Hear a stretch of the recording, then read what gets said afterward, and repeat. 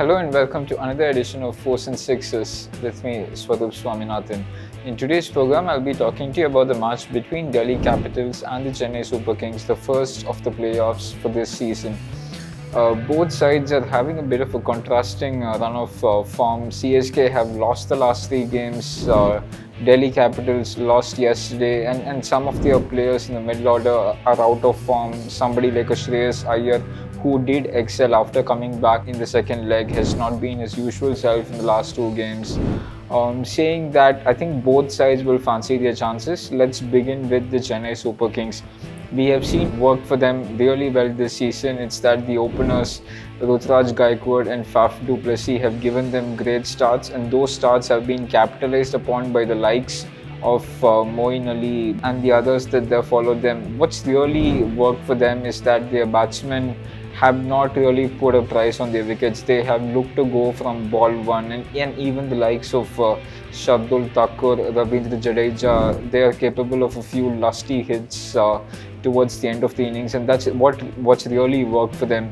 From a bowling perspective, the likes of Thakur, the likes of Jadeja, Josh Hazelwood, all three of them have come good, have picked up wickets at regular intervals, and if they do the same thing, they will really fancy their chances of beating the Delhi Capitals and moving on to the final. Going to the Delhi Capitals, what's worked for them is that Shikhar Dhawan's form and Prithvi Shaw's explosiveness at the top of the order. So by the time they're done with the power play, they're usually like 45 for 1, 50 for 1, and on these slow and sluggish pitches in the UAE, that's worked for them. Even if their middle order is not as strong as what they would like to be, both Rishabh Pant as well as Shimron Hetmyer are there to lend a proper finishing kick. So even if they are 110 or 120 after 15 overs, they don't really have much problems to score that 50 or 60 runs in the last 5 or 6 overs, and that's something Ricky Ponting will demand of those two guys.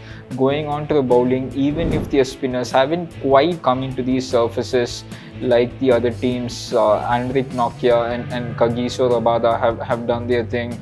Aksar Patel and Ravi Ashwin have chipped in with a few wickets. All in all, it promises to be a fascinating game if both sides play to the best of their abilities. Sit back, watch and enjoy. And that's all for another edition of Fours and Sixes. Thanks for watching.